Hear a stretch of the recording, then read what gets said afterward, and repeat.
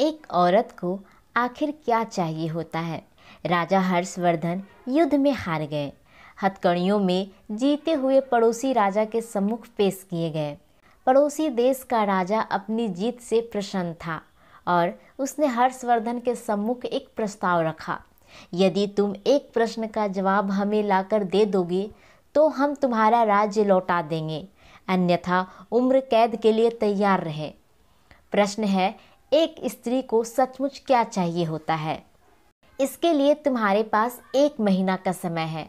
हर्षवर्धन ने यह प्रस्ताव स्वीकार किया। वे जगह जगह जाकर विदुषियों, विद्वानों और तमाम घरेलू स्त्रियों से लेकर नृत्यांगों, वेश्याओं, दासियों और रानियां, साध्वी सब से मिले और जानना चाहा कि एक स्त्री को सचमुच क्या चाहिए होता है। किसी ने सोना, किसी ने चांदी, किसी ने हीरे जवाहरात, किसी ने प्रेम प्यार, किसी ने बेटा, पति, पिता और परिवार, तो किसी ने राजपाट और संन्यास की बातें की, मगर हर्षवर्धन को संतोष न हुआ। महीना बीतने को आया और हर्षवर्धन को कोई संतोषजनक जवाब नहीं मिला। किसी ने सुझाव दिया कि दूर देश में एक जादूगरनी रहती है, उसके पास हर चीज़ का जवाब होता है, शायद उसके पास इस प्रश्न का जवाब भी हो। हर्षवर्धन अपने मित्र सिद्धराज के साथ जादूगरनी के पास गए और अपना प्रश्न दोहराया। जादूगरनी ने हर्षवर्धन के मित्र की ओर देखते हुए कहा, मैं आपको सही उत्तर बताऊंगी, परंतु इसके एवज में आपके मित्र को मुझसे शादी करनी होगी। जादूगरनी बुढ़िया तो थी ही, बेहद बदसूरत भी थी। उसके बदबूदार पोपले मुंह से एक सड़ा दांत झलका जब उसने अपनी कुटिल मुस्कुराहट हर्षवर्धन की ओर फेंकी।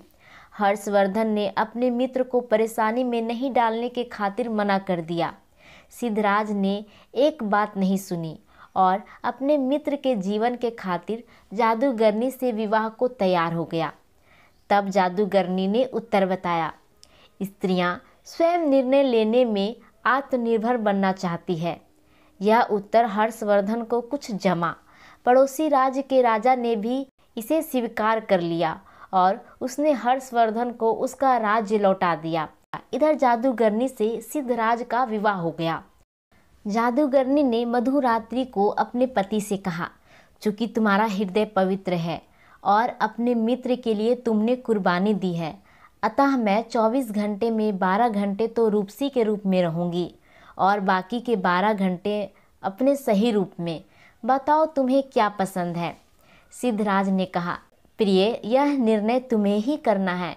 मैंने तुम्हें पत्नी के रूप में स्वीकारा है और तुम्हारा हर रूप मुझे पसंद है। जादूगरनी यह सुनते ही रूपसी बन गई। उसने कहा, चूंकि तुमने निर्णय मुझ पर छोड़ दिया है तो मैं अब हमेशा इसी रूप में रहूंगी। दरअसल मेरा असली रूप ही यही है। बदसूरत बुढ़िया के रूप में तो मैंने अपने आसपास से दुनिया की कुटिल लोगों से दूर करने के लिए धरा हुआ था। अर्थात सामाजिक व्यवस्था ने औरत को परतंत्र बना दिया है, पर मानसिक रूप से कोई भी महिला परतंत्र नहीं है। इसीलिए जो लोग पत्नी को घर की मालकिन बना देते हैं वे अक्सर सुखी देखे जाते हैं। आप उसे मालकिन भले ही ना बनाएं, पर उसकी जिंदगी के एक हिस्से को मुक्त कर दें, उसे उस हिस्से से जुड़े निर्णय स्वयं लेने दें। आप औरत के बारे में क्या सोचते हैं? कमेंट करके हमें ज़रूर बताएं। हमारे चैनल को सब्सक्राइब करके हमें सपोर्ट करें। कहानी सुनने के लिए आपका बहुत बहुत धन्यवाद।